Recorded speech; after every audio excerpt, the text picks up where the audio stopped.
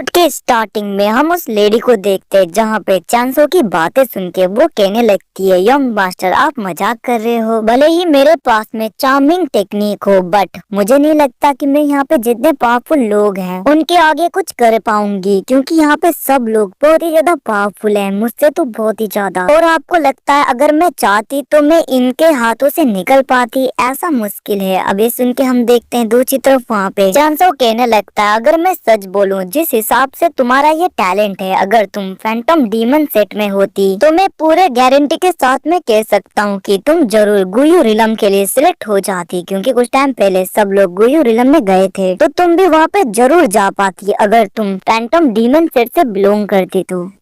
अबे सुन के हम देखते हैं दूसरी तरफ वो लेडी कहने लगती है, ऐसा लगता है कि यंग मास्टर आप ऐसे ही मेरी बहुत ज्यादा तारीफें कर रहे हो। अबे सुन के दूसरी तरफ चांसो कहने लगता है, वैसे भी मैं झूठी तारीफें किसी की नहीं करता। अगर मैंने कहा कि तुम बहुत ही ज्यादा टैलेंटेड हो इसका मतलब तुम सच में टैलेंटेड हो। वैसे भी मैं एक लेडी को जानता हूँ फैंटम डीमन सेट से, वो भी तुम्हारी ही तरह इल्यूजन टेक्निक का यूज करती है और अपने चार्मिंग टेक्निक का। उसका टैलेंट पे बहुत ही ज्यादा है। वैसे भी अब तो बहुत ही ज्यादा टाइम हो गया, गुयू रिलम में पूरी तरीके से डिस्ट्रक्शन हो गया था। उस वक्त बहुत ही ज्यादा फोर्सेस बाहर आ गए थे और ज्यादातर फोर्सेस तो पूरी तरीके से अंदर ही खत्म हो गए। और हाँ, मुझे तो पता भी नहीं आखिरकार फैंटम डीमन सेट का क्या हुआ होगा, मतलब कि उसके अंदर जो भी फैंटम डीमन सेट के लोग गए थे वो वापस तो आ गए होंगे ना। अब उसकी ऐसी बातें सुन के हम देखते हैं दूसरी तरफ वो लेडी कहने लगती है, यंग मास्टर ऐसा लग रहा है आपको बहुत कुछ चीजें पता नहीं है। अगर आप यहाँ पे गुयू रिलम की बातें करो तो सच में उस जगह पे हर एक सेट के लोगों को बहुत ही ज्यादा हेवी लॉस हुआ है,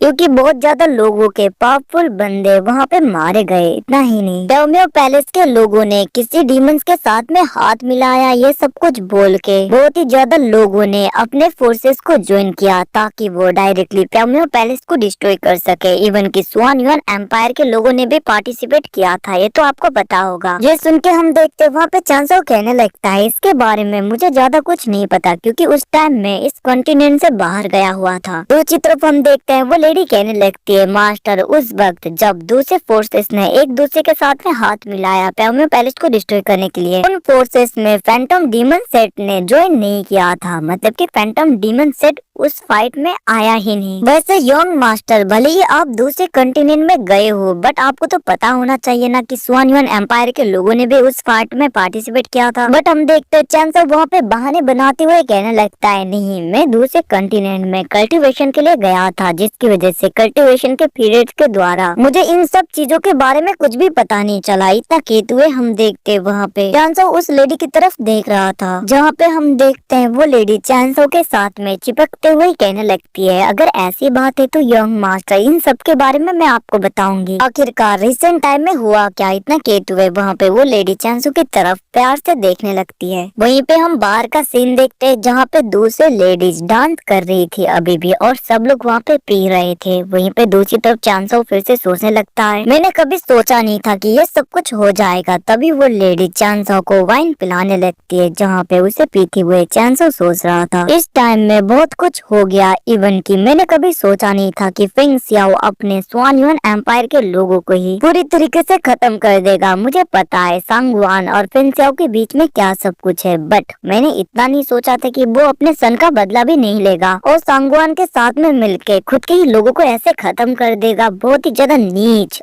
और कमीना इंसान है ये तो। प्रीवियस लाइफ में इन दोनों ने ही एक दूसरे के साथ में हाथ मिला के मुझे पूरी तरीके से ट्रैप में फंसा दिया था, इसकी वजह से मुझे रीइंकार्नेट होना पड़ा। बट इस लाइफ में मैं तुम दोनों को छोड़ूंगा नहीं। इतना कहते हुए हम देखते वहाँ पे चांसो तो बहुत ही ज्यादा गुस्सा हो रहा था और वो सोचने लगता है इस बार इन लोगों ने बहुत बड़ा प्लान किया है। बट हम देखते वहाँ पे चांसो कहने लगता है, तो फिर क्यों ना मैं इसी मौके का फायदा उठाऊं।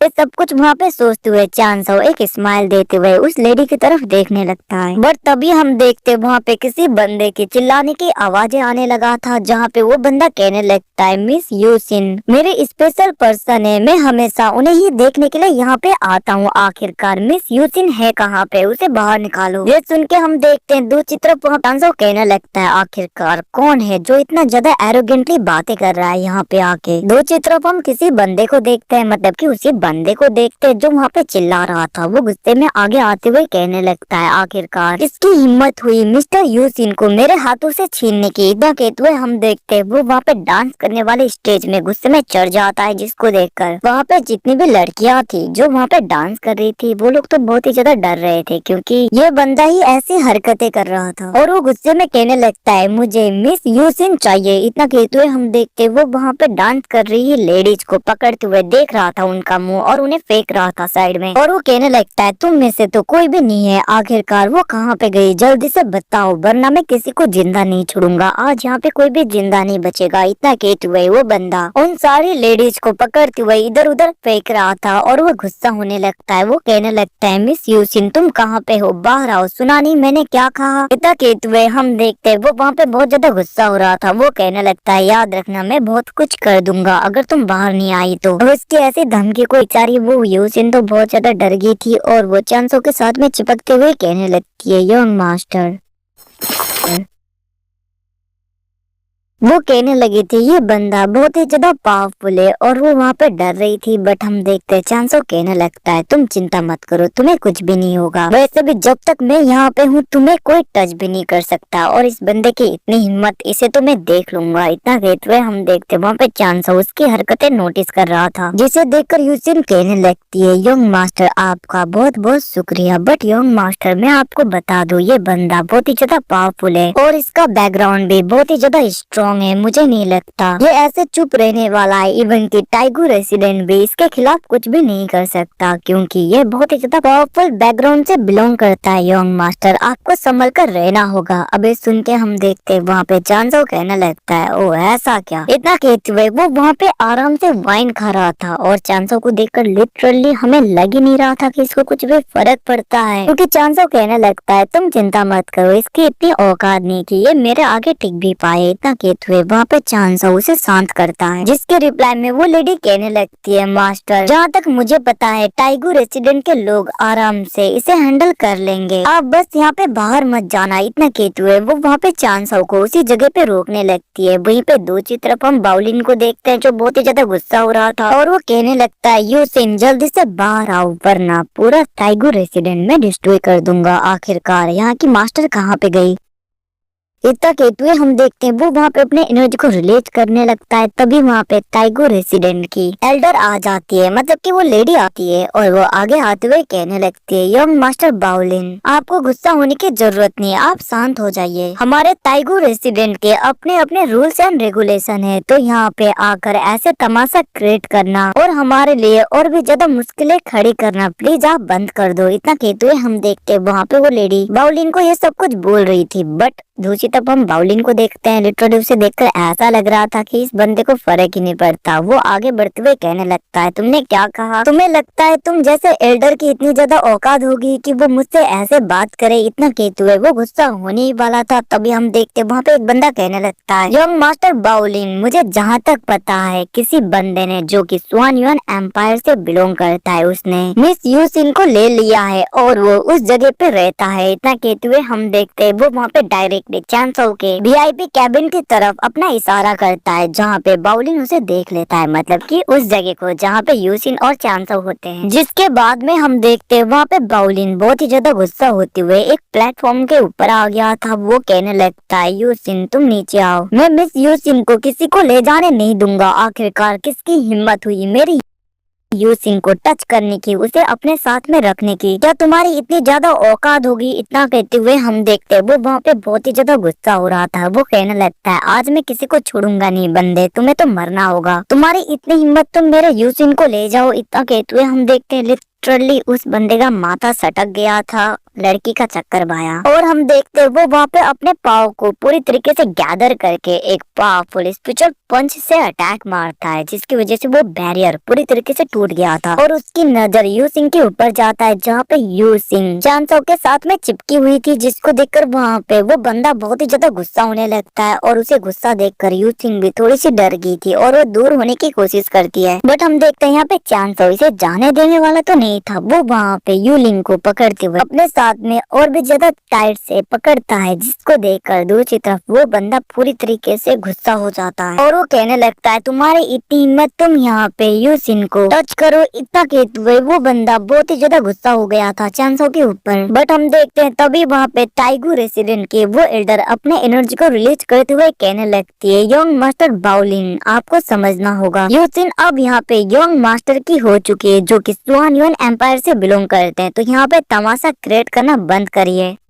अगर आप ऐसे ही यहाँ पे तमाशा क्रिएट करेंगे तो बाद में मत बोलना कि टाइगू रेसिडेंट थोड़ा सा रूड हो गया। अब उनकी ऐसी बातें सुन के दूसरी तरफ हम देखते हैं वहाँ पे यूसिन भी मास्टर बाउलिंग प्लीज आप यहाँ पे आके तमाशा क्रिएट मत करिए, अगली बार मैं खुद सामने आकर आपसे माफी मांगूंगी। तो फिर यहाँ पे प्लीज आप कुछ भी ना करिए, क्योंकि ऑलरेडी आपने यहाँ पे बहुत ही ज्यादा तमाशा क्रिएट कर दिया है। अबे सुन के हम देखते हैं दूसरी तरफ वहाँ पे बाउलिंग तो और भी ज्यादा गुस्सा होने लगता है। उसे तो बहुत ही ज्यादा गुस्सा आ रहा था चांसो को देखकर। बट हम देखते हैं चांसो वहाँ पे उसे पूरी तरीके से नीचा दिखाने के लिए कहने लगता है वैसे तुम्हारा घमंड तो बहुत ही ज्यादा है। वैसे बाउलिंग मैं तुम्हें बता दूं आखिरकार यहाँ पे तुम किसकी लड़की से किसकी लेडी से ऐसे बातें कर रहे हो, तुम्हें पता है आखिरकार यूसिन है कौन मेरे लिए। इतना कहते हुए हम देखते हैं वहाँ पे चांसो धीरे धीरे आगे बढ़ रहा था और वो कहने लगती है मेरी प्यारी यूसिन तुम्हें यहाँ पे ज्यादा नखरे करने की जरूरत नहीं इस कुत्ते के आगे। वैसे भी इसे पता नहीं आखिरकार सुआन युआन एम्पायर के लोग कितने ज्यादा खतरनाक होते हैं। इतना कहते हुए हम देखते हैं वो वहाँ पे यूसिन के कमर में अपना हाथ रखते हुए उसे ले जाने लगता है और वो कहने लगता है हम इस जगह पे नहीं रहेंगे, चलो हम किसी दूसरी जगह पे जाके अच्छी तरीके से बातें करते हैं। वैसे भी ऐसे कुत्ते हर जगह पे होते हैं जो भौंकते रहते हैं, बट हमें यहाँ पे ज्यादा माइंड नहीं करना चाहिए मेरी प्यारी यूसी। नेता कहते हुए हम देखते वो वहाँ पे जानबूझ के बाउलिन को बहुत ही ज्यादा गुस्सा दिलाने के लिए ये सब कुछ हरकतें कर रहा था।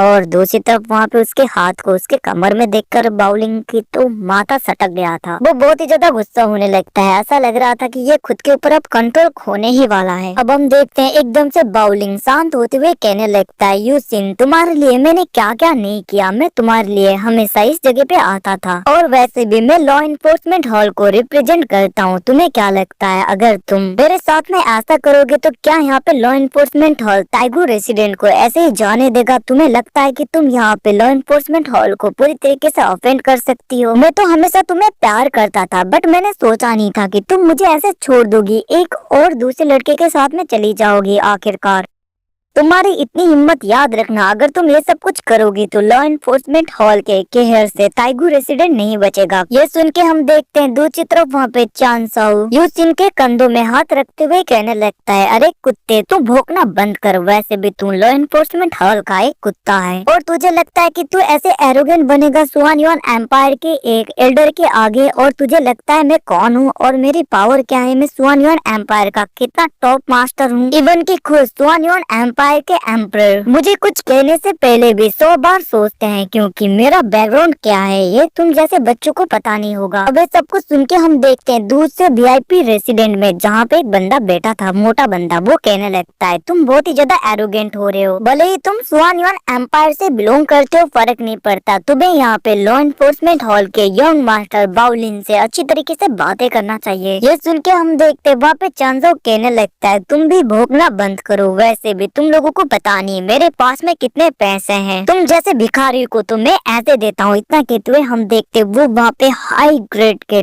टॉप टायर के स्पिरिचुअल स्टोन्स को फेंकने लगता है नीचे और वो अपने पैर को आगे कर रहा था। वो कहने लगता है तुम्हें कितने चाहिए? इतना कहते हुए हम देखते हैं वो बहुत ही ज्यादा हाई टायर के स्पिरिचुअल स्टोन्स के बारी से करवाने लगता है, जबकि बहुत ही ज्यादा फेंक रहा था। ये देखकर दूसरी तरफ लिटरली दूसरे लोग तो शॉक हो गए थे, इवन के वहाँ पे बाउलिंग भी कुछ टाइम के लिए तो शॉक हो जाता है इतने हाई ग्रेड के स्पिरिचुअल स्टोन्स को देखकर। बट हम देखते हैं यहाँ पे उसकी इज्जत पे आ गई थी बात, क्योंकि अगर ये सच में इन स्पिरिचुअल स्टोन्स को ले लेता तो इसकी इज्जत क्या रह जाती है। हम देखते हैं वहाँ पे बाउलिंग बहुत ज्यादा गुस्सा हो गया था। वो कहने लगता है तुम्हारा बहुत हो गया, तुम्हारी इतनी हिम्मत, तुम मुझे डिसरेस्पेक्ट करो। वो अपने पाव को पूरी तरीके से गैदर करके चांसो के ऊपर अटैक करने के लिए बहुत ही ज्यादा तेजी में उसकी तरफ बढ़ने लगता है। साथ में एपिसोड खत्म। अगर